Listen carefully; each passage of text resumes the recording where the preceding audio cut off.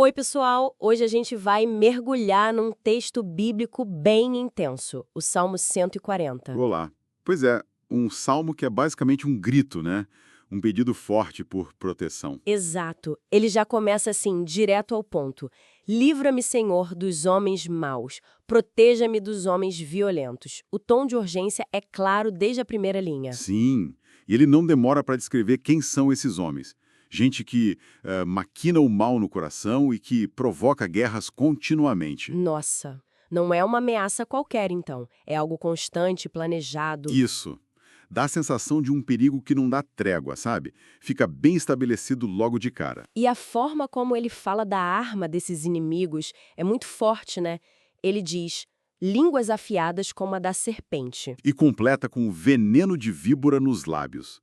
Essa imagem da serpente é poderosa. Muito. O que isso quer dizer exatamente nesse contexto? Olha, a serpente no mundo antigo era símbolo de perigo, claro, mas também de astúcia, de traição, né? Aqui tá ligado diretamente à fala. A calúnia, a fofoca maliciosa. Exatamente. Mostra como palavras podem ser destrutivas, sabe? Tão letais quanto o veneno, a ponto de destruir a vida de alguém. E aí tem aquela pausa, sei lá, quase como um respiro para a gente absorver o peso disso. Pois é.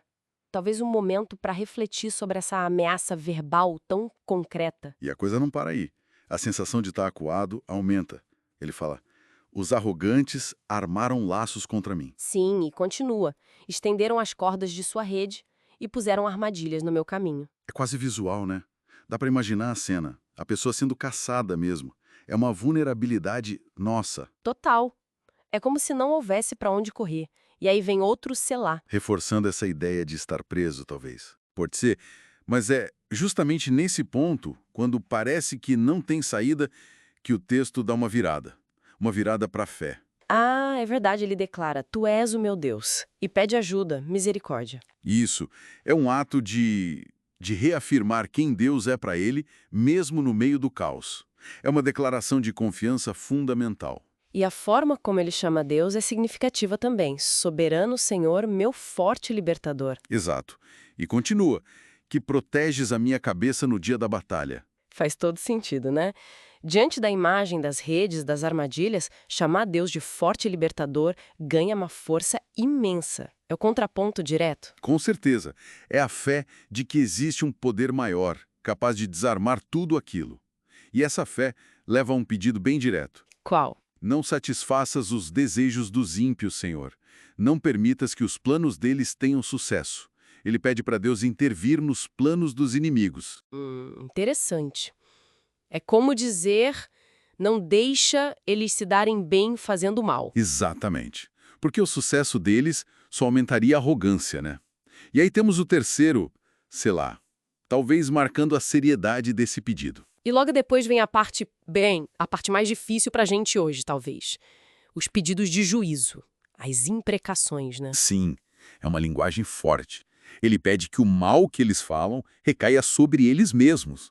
Fala de brasas vivas, fogo, abismos. É pesado. Como a gente entende isso hoje em dia? Não soa meio vingativo? Olha, é uma ótima pergunta. É crucial a gente contextualizar, sabe?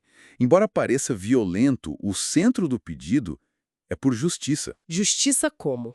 que a consequência do mal volte para quem o praticou, que os caluniadores não se estabeleçam, que os violentos sejam, digamos, pegos pela própria maldade que espalham. Entendia. Não é só um quero que eles sofram, mas um que a maldade deles seja detida e que a justiça prevaleça. Isso.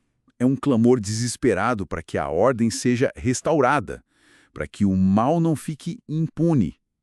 É um apelo para Deus agir como juiz e protetor de quem está sofrendo. Mas a intensidade ainda tá lá, né? Mostra a dor, a angústia profunda mesmo. Sem dúvida.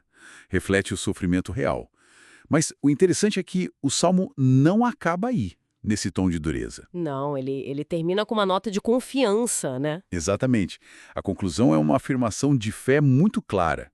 Sei que o Senhor defenderá a causa do necessitado e fará justiça aos pobres. É uma virada de volta para a esperança. Sim, Ele contrapõe o destino dos maus com a certeza de que os justos vão agradecer a Deus e viver na presença dele. É uma reafirmação final na bondade e no poder de Deus, apesar de tudo. Então, esse Salmo 140 nos leva por uma jornada, né, da sensação de estar totalmente cercado pela maldade, Uhum. até essa fé resiliente que busca refúgio e justiça em Deus. Mostra essa tensão interna. Medo versus confiança. Abandono versus a certeza da presença divina. Perfeito. É um retrato muito humano dessa luta. E acho que isso deixa uma pergunta para a gente pensar, né? Como é que a gente mantém a confiança e busca por justiça quando se sente, assim, meio cercado por hostilidade, por engano, como o salmista descreve? Boa reflexão. De que forma esse clamor antigo, por intervenção, por retidão, ainda conversa com as nossas experiências de hoje, com os conflitos e as injustiças que a gente vê ou vive? Fica aí a provocação para todo mundo.